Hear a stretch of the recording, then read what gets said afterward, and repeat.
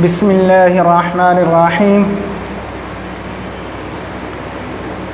آج ہم بسم اللہ کی تفسیر بیان کریں گے۔ بسم اللہ الرحمن الرحیم، شروع کرتا ہوں اللہ کے نام سے جو بڑا مہربان نہایت رحم والا ہے۔ بسم میں اسم کا معنی ہے نام، اور آگے ہے لفظ اللہ۔ لفظ اللہ یہ اللہ تعالیٰ کا ذاتی نام ہے، یہ اللہ کے علاوہ کسی اور کا نام نہیں ہو سکتا، اور یہ نام اللہ کے ناموں میں سے سب سے بڑا اور جامع نام ہے۔ اس کا واحد ہوتا ہے لیکن اس کا جمع نہیں ہوتا، لفظ اللہ کا جمع نہیں آتا، کیونکہ اللہ ایک ہے، اکیلا ہے، تنہا ہے، اس وجہ سے اس کا جمع نہیں ہوتا۔ آگے ہے الرحمن اور الرحیم، یہ دو اللہ تعالیٰ کی صفتیں ہیں۔ رحمان کا معنی ہے بہت رحم کرنے والا، بڑا مہربان، اور رحیم کا معنی ہے بہت زیادہ رحم کرنے والا۔ شاہ عبدالعزیز محدث دہلوی رحمۃ اللہ علیہ فرماتے ہیں کہ رحمان کا تعلق اس رحم سے ہے، اس رحمت سے ہے جو انسانوں کو دنیا کے اندر اللہ تعالیٰ کی طرف سے پہنچتی ہے، اور رحیم کا تعلق اس رحمت سے ہوگا جو روز قیامت اللہ تعالیٰ کی طرف سے ایمان والوں کو ملے گی۔ گویا کہ رحمان کا مطلب یہ ہے کہ وہ رحمت جو بغیر مانگے ملے، جس طرح کہ ہمارے پاس اللہ تعالیٰ کی جو نعمتیں ہیں اور جو نعمتیں ہمیں حاصل ہیں وہ بغیر مانگے ہمیں حاصل ہیں۔ آنکھیں ہمیں ملی ہیں تو اللہ تعالیٰ سے مانگے بغیر ہمیں یہ ملی ہیں، ہمیں کان ملے ہیں تو یہ بھی بغیر مانگے ملے ہیں، زبان ملی ہے، دل ملا ہے، اور یہ دماغ ملا ہے، اور اس کے علاوہ لاتعداد نعمتیں ہیں کہ جن کو ہم شمار نہیں کر سکتے، وہ ہمیں بغیر مانگے ملی ہیں۔ اور وہ صرف ایسا نہیں ہے کہ صرف ایمان والوں کو ملی ہو اور جو ایمان والے نہیں ہیں ان کو نہ ملی ہوں، ایسا نہیں ہے، بلکہ دنیا کے اندر اللہ تعالیٰ کی رحمت عام ہے، ہر شخص کو وہ رحمت اور وہ نعمت ملی ہے، چاہے اس کا تعلق ایمان والوں میں سے ہو یا اس کا تعلق ایمان والوں میں سے نہ ہو، اللہ کے انکار کرنے والوں میں سے ہو یا اللہ کے ماننے والے میں سے ہو، ہر ایک کو اللہ تعالیٰ کی وہ رحمت ملی ہے۔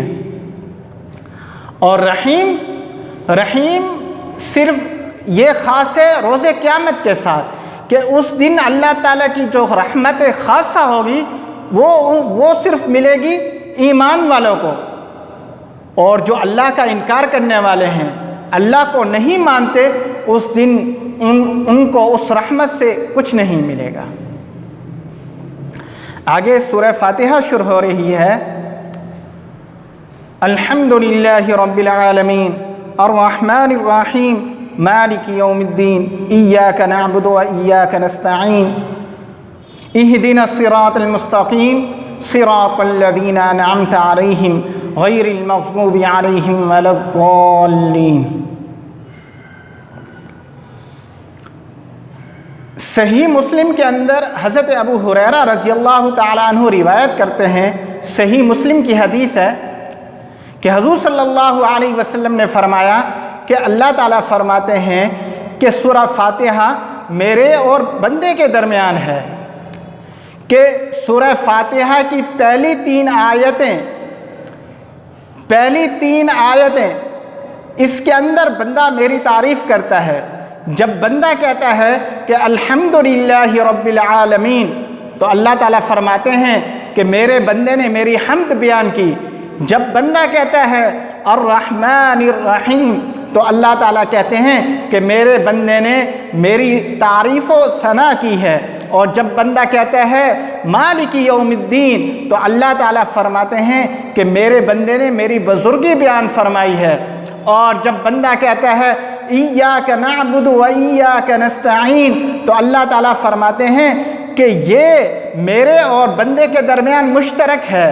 اور جب بندہ آگے کہتا ہے اہدنا الصراط المستقیم صراط الذین انعمت علیہم غیر المغضوب علیہم ولا الضالین، کہ یہ بندے نے مجھ سے مانگا ہے، بندے نے مجھ سے سوال کیا ہے، لہٰذا جو بندہ مجھ سے یہ مانگے گا میں اسے وہ عطا کروں گا۔